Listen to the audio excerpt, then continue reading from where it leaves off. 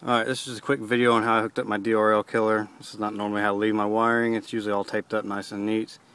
But for explanation purposes, I had to tear it apart. So here we go. We have a white BCM connector, which is usually plugged into the bottom.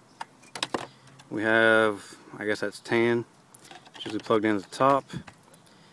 It's easy just to pull them both out. It won't hurt anything while the battery's hooked up or anything. You're after three wires. You're after A5, which is the pink and white wire. This wire is actually what the BCM uses to tell the low beam relay to turn on. You want B6, which is a 12 volt reference wire. It's in the same connector as the A5. And then you need to come over to the tan plug and you want the pink wire. And what the pink wire is the wire used, it's the LED next to the steering wheel that lets you know your headlights are on. So what you do is you cut the pink and white wire. You cut this one. You don't cut any other wires. You cut the pink and white wire. These just happen to be Scotch locks. You could use whatever you needed to. Butt connectors, it's just what I had on laying around.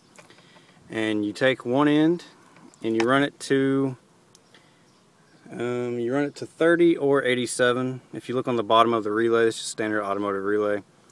You're gonna have numbers. You're gonna have 30, 87, and I think 85 and 86 are the other ones. But anyway, you run 30 to one end of the pink and white wire. Oops, sorry. So 30 goes to one end of the pink and white wire. Then this one, opposite the 30, 87, comes over, and I got it hooked to the connector side. Okay. Now you take one side of the relay. This happens to be yellow, just what I had laying around, and you tap in to the pink wire. You don't cut it.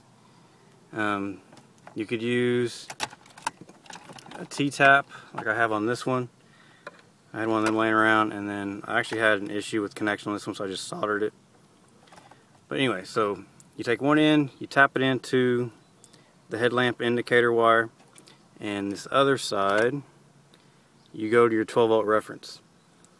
So what happens is the BCM tells the BCM tells the indicator light to turn on, which closes the relay and then turns on the headlamps. And that's about it. So just to recap, you only cut the pink and white wire. You break that connection entirely. You run it through the relay. You run one side of the relay to the 12 volt reference, which is the B6. You run this other side of the relay to E7, which is your headlamp indicator wire. So when the BCM tells the headlights to turn on, because it's dark outside, it closes the relay, therefore turning on the headlights. Everything else works the same. The only thing that doesn't work now is your daytime running lights. Automatic turn on and off for night and day still works the same. So I hope this helped you out. If not, let me know and I can come back out here and explain some more.